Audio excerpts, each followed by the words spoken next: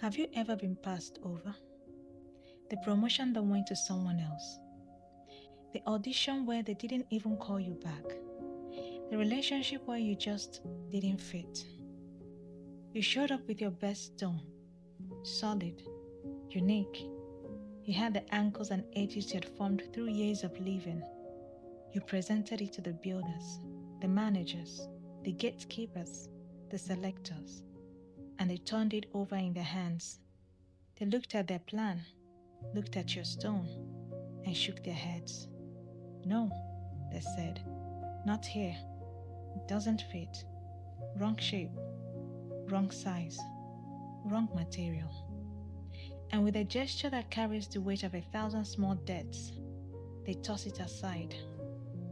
It lands in the discard pile, the pile of almosts, not quiets, and if onlys. And there you are. You feel it, the heat of shame, the cold of irrelevance. You start to believe their assessment. Maybe my edges are too sharp. Maybe my composition is all wrong. Maybe I'm just not building material. We've all stood in that pile. The most catastrophic mistake you can make at this moment is to believe their assessment. You see, the builders have a specific limited blueprint. It's for a certain kind of wall, a predictable structure. They need uniform bricks, stackable, interchangeable.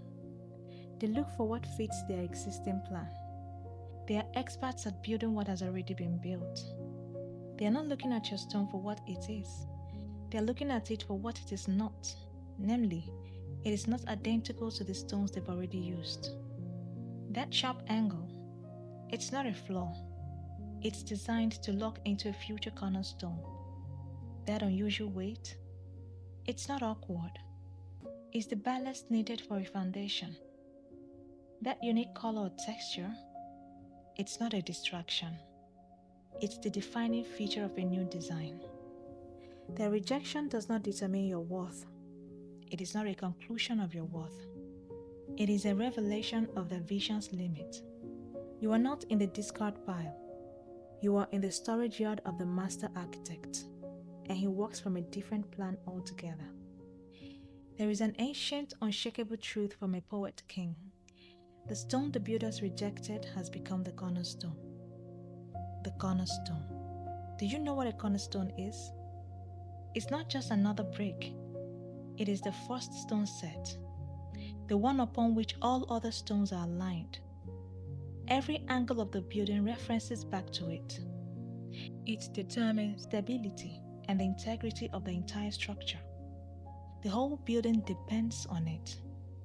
The very thing the builders threw away because it didn't fit their small derivative walls was the one thing essential for a cathedral. Your feeling of not fitting in, that's data.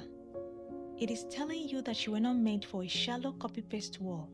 You were engineered for greater weight bearing. Your flaw, that thing you've been apologizing for, that unique blend of resilience and sensitivity, of boldness and caution, of art and logic, that's not a bug in your system. It's the precise signature of your purpose. It is the feature that qualifies you to be the load-bearing point for others. The world's builders rejected you because you threatened the uniformity of their small project, but the architect selected you because of it. So how does the stone get from the reject pile to the cornerstone's position? It doesn't change its composition. The stone doesn't sand down its own edges to become a brick. No, it waits for the builder with the right plan. Your job in the in-between time, the time of feeling overlooked, is not to mutilate yourself to fit a smaller plan. Your job is to protect your integrity. Don't let the rejectors convince you to chip away at your own angles. Don't let the weather of comparison make you brittle. Hone your edge. Let the rain of adversity solidify your core. Study the weight you carry. Understand your unique composition, because one day, and that day will come, when you are ready and the vision is ready, the foreman will walk into the yard. He's not looking for another generic brick. He's looking for the stone, the one with the exact specifications for a new foundation. He He will pass by the neat uniform stacks, and his eyes will go straight to you. He will recognize you, not in spite of your rejected status, but because of it. The very history of being passed over is now part of your strength, part of your story. Today, I need you to do a radical thing. I need you to look at the discard pile and see it for what it really is, the proving ground of cornerstones. If you are there now, I need you to stop auditioning for walls you were never meant to be a part of. Your life vision is not to convince the small vision builders that they are wrong. Your mission is to be so faithfully, authentically your unique stone that you become unignorable to the architect with a grand vision. Stop trying to fit. Start accepting the fact that you are called to align others. That sensitivity, it's the empathy that will hold a team together. That relentless drive, it's the grit that will set the unshakable standard. That unconventional idea, it's the innovation that will define a new industry. You are not a misfit. You are a cornerstone, the one that holds the arch together. So the next time you feel the sting of no, the ache of being passed over, I want you to hear a different voice, deeper than the voices of the builders. It is the voice of the one reading the ultimate plan, and he is saying, I see you.